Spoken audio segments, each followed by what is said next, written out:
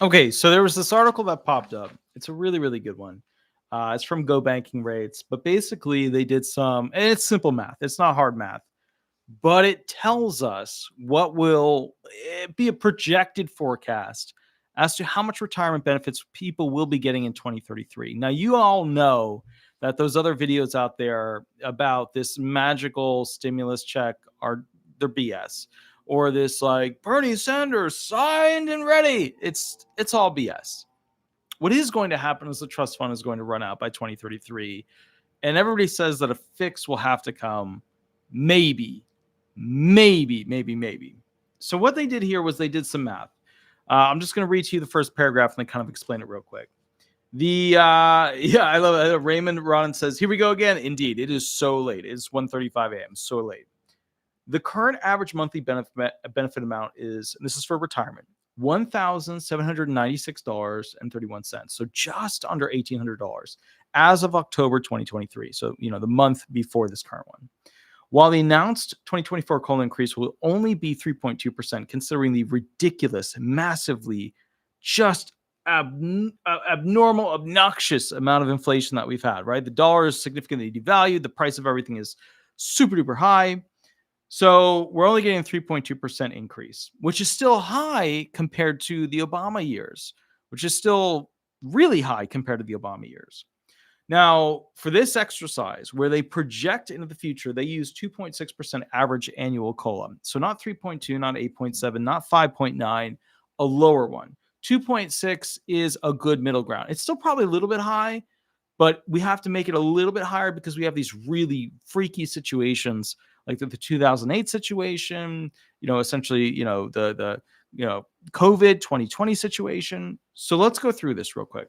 Let's say you were to get $1,796.31 last month. That's the average retirement benefit across the country last month.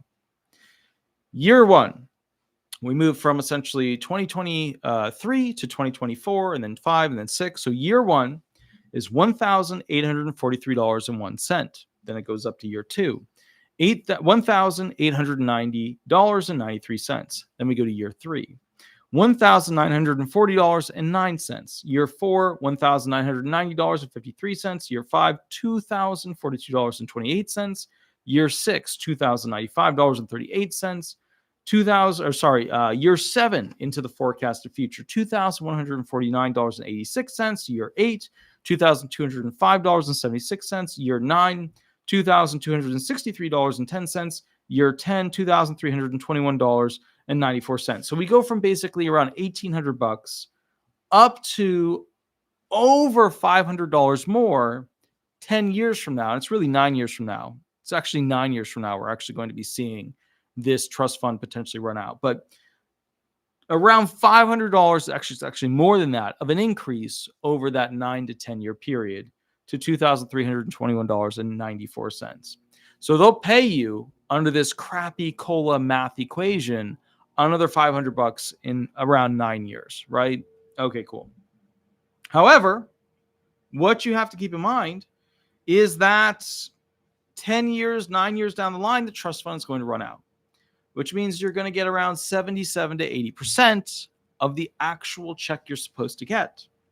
So what that means is instead of getting $2,321.94, you will only get $1,787.89, which is currently less than last month's average, which is $1,796.31. So when you get 9 years down the line, they will take away around $500+ from you and put you all the way back to less money than you had last month. Yeah. Key facts on retiring baby boomers, just to give you some of the basics here. As baby boomers reach retirement age, Social Security benefits are becoming increasingly more and more important. Bottom line is they need them more. More and more people need them. Okay, 44% of baby boomers are already retired. Another 38% are still working full time. 65% are dissatisfied with their income growth, with 42 saying they are financially worse off than last year. I'm not going to go into the who's on the hill. Capitalism is failing under that direction. I'm not going into that. So 38% believe their financial situation will remain the same, while 28% think it will deteriorate. 13% are working part-time, and 10% have side hustles to supplement income.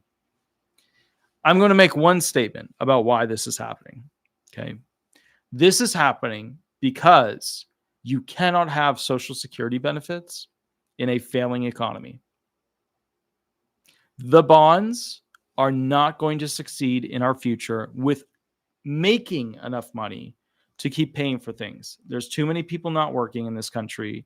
And as a result, we have our doomsday scenario of 2.7, people paying for every one person receiving, which at that point will go down to 2.3, and the whole thing collapses by around 2-1.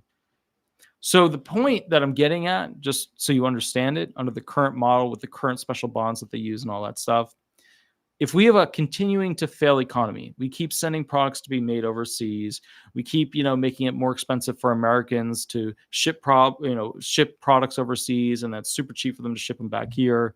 If we keep massively creating this huge, gigantic army of 70 nations with over 800 bases that we have to pay for, we can't improve the lives of those who live in this country. And at some point, we have to agree and understand that other countries have to have less U.S. support. It's just the way it is. It's the only way it can be. With that said, the takeaway, I'll just read it for you real quick. While no one knows exactly what the future may hold for Social Security, planning for the possibility of reduced benefits is prudent. Following expert guidance to diversify income, implement sound investment strategies, and seek professional advice can help mitigate the risks. Okay. What they're really getting at with this article is the following. We know almost exactly what year, what month this thing is all going to potentially come down. And if you massively increase what people have to pay out due to cost of living adjustments that are not based off of the BS government cost of living adjustment math, then what you end up with at the end of the day is a very interesting situation. You end up with a new class of impoverished, homeless, retired people. The only people that'll be safe are those who have lots of savings or the VA people. That's it. Those are the only people that are going to be safe. Some of the government pension people will be safe, but not if the windfall provisions stay in.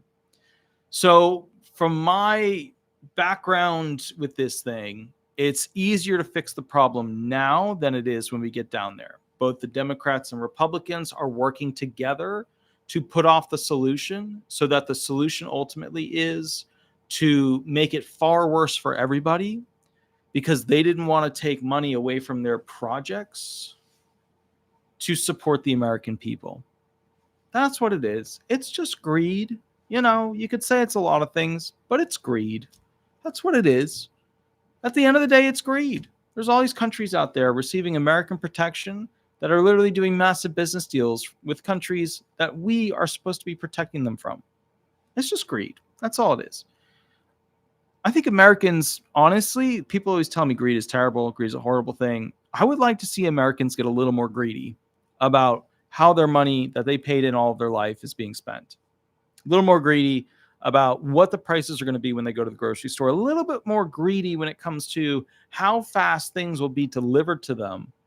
A little more greedy about where the product is actually made and then who benefits from that. Because we got a lot of kids that are not going to have production jobs. I don't just mean in the sense of artificial intelligence coming in and working robots and the robots do what all the, Amazon factories require.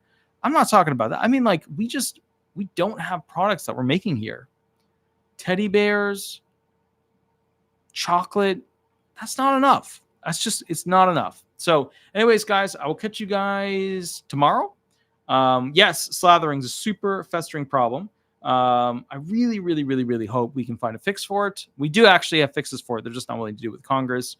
By the time we get, just to be fair, to that point, President Biden just had his 81st birthday. He's the oldest president. It is what it is. But by the time we get to that point, there will be a new chunk of political options. Younger people who are now middle-aged. And that group may be able to fix this.